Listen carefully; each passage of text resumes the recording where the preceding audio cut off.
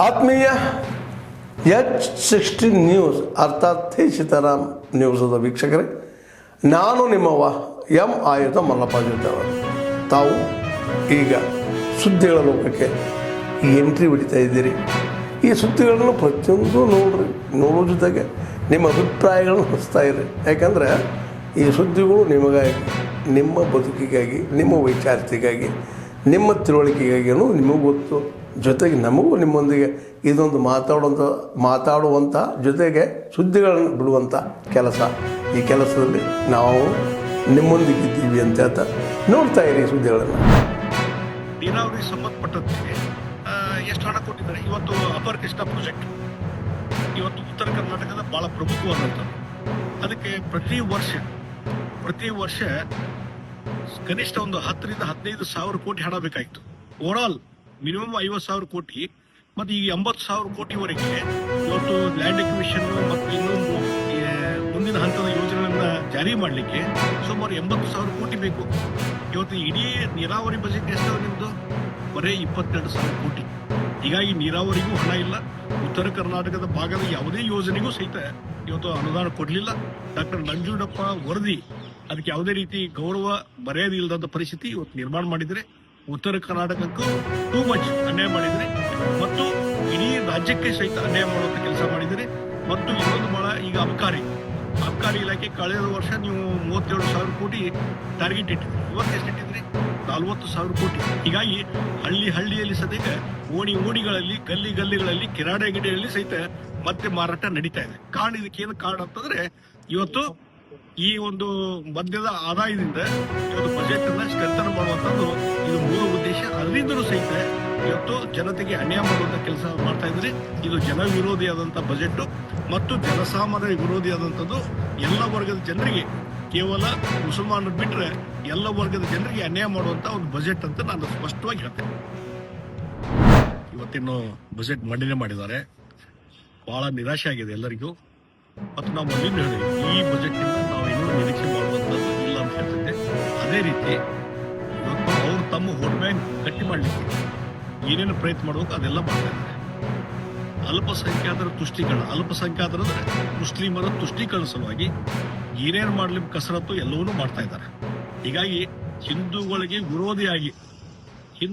ವಿರೋಧಿಯಾಗಿ ನಡ್ಕೋತಾ ಇದ್ದಾರೆ. ಅಲ್ಪಸಂಖ್ಯಾತ ತುಷ್ಟೀಕರಣ ಸಲುವಾಗಿ ನೋಡಿ ಎಲ್ಲಿವರೆಗೆ ಅಂತಂದ್ರೆ ಕಾಂಟ್ರಾಕ್ಟ್ ಕಾಮಗಾರಿಗಳಲ್ಲಿ ಅದರಲ್ಲಿ ಮುಸಲ್ಮಾನರಿಗೆ ಮೀಸಲಾತಿ ಕೊಡುವಂಥದ್ದು ಅಷ್ಟೇ ಅಲ್ಲ. KDB ಇಂಡಸ್ಟ್ರಿ ಏರಿಯಾ ಡೆವಲಪ್ ಆಗಬೇಕು. ಎಲ್ಲ ವರ್ಗದ ಜನ ಇಂಡಸ್ಟ್ರಿಯಲಿಸ್ಟ್ ಇರ್ತಾರೆ. ಹೀಗಾಗಿ ಅಲ್ಪಸಂಖ್ಯಾತರಿಗೆ ಮಾತ್ರ ಮೀಸಲಾತಿ ಕೊಟ್ಟು ಅವ್ರು ಸಪರೇಟ್ ಆಗಿ ಇವತ್ತು ಸೈಟ್ ಅಲೋಟ್ ಮಾಡುವಂಥದ್ದು KDB ಮುಖಾಂತರ ಬಹುಶಃ ದೇಶದಲ್ಲಿ ಎಲ್ಲಿಯೂ ನೋಡಿಗಿಲ್ಲ. ಅಲ್ಪಸಂಖ್ಯಾತರ ತುಷ್ಟೀಕರಣದ ಪರಮಾವಧಿ ಅಂತ ನಾ ಹೇಳ್ತೀನಿ. ಹೀಗಾಗಿ ಹಿಂದೂಗಳಿಗೆ ಇವತ್ತು ಅನ್ಯಾಯ ಮಾಡುವಂಥದ್ದು ಪದೇ ನಡೀತಾ ಇದೆ. ಮತ್ತು ಬೇರೆ ಸ್ಕೀಮ್ಗಳಲ್ಲಿ ಸಹಿತ ಇವತ್ತು ಮುಸಲ್ಮಾನರಿಗೆ ಮೀಸಲಾತಿ ಕೊಡುವಂಥ ಕೆಲಸ ಸಿದ್ದರಾಮಯ್ಯ ಮಾಡಿದ್ದಾರೆ.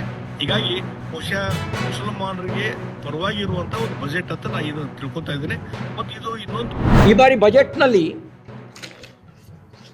ಕೆಲವರಿಗೆ ಖುಷಿಯಾಗಿದೆ. ನಾನು AICC ಅಧ್ಯಕ್ಷರಿಗೆ ಮತ್ತು KPCC ಅಧ್ಯಕ್ಷರಿಗೆ ಪ್ರಶ್ನೆ ಮಾಡ್ಲಿಕ್ಕೆ ಬಯಸ್ತೇನೆ, ಇದು Congress budget Muslim league budget?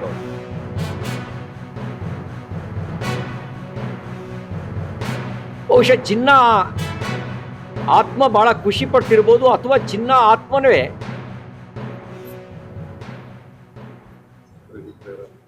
ಇವರಿಗೆ ಪ್ರಚೋದನೆ ಕೊಟ್ಟಿರಬಹುದು ಅಂತ ಅನ್ಸುತ್ತೆ ಸಿದ್ದರಾಮಯ್ಯನವರಿಗೆ. ಯಾಕೆಂದ್ರೆ ನೋಡಿ, ಸರ್ಕಾರಿ ಗುತ್ತಿಗೆಯಲ್ಲಿ ಮೀಸಲಾತಿ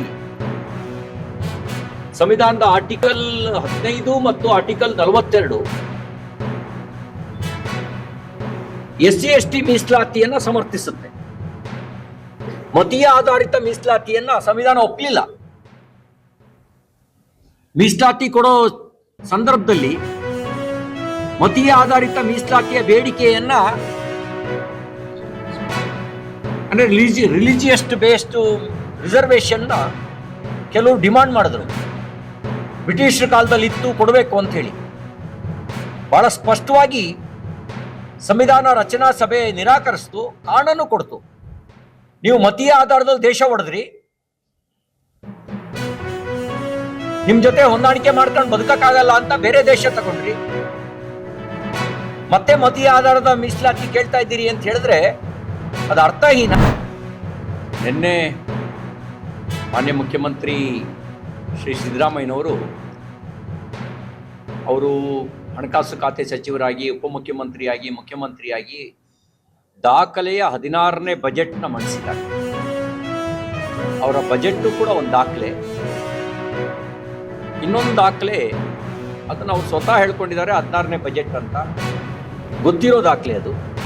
ಜನರಿಗೆ ಗೊತ್ತಾಗಬೇಕಾಗಿರೋ ದಾಖಲೆ ಏನು ಅಂದರೆ, ಅತಿ ಹೆಚ್ಚು ಸಾಲ ಮಾಡಿದ ಕೀರ್ತಿಯು ಮಾನ್ಯ ಮುಖ್ಯಮಂತ್ರಿ ಸಿದ್ದರಾಮಯ್ಯನವರಿಗೆ ಸಲ್ಲುತ್ತೆ.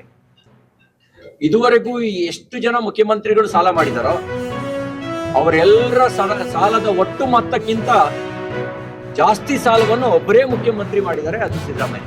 ಕರ್ನಾಟಕ ದಾಖಲೆ ಅದು. ಸುಮಾರು 4 ಲಕ್ಷ ಕೋಟಿಗೂ ಹೆಚ್ಚು ಸಾಲವನ್ನು ಅವರೊಬ್ಬರೇ ಮಾಡಿದ್ದಾರೆ.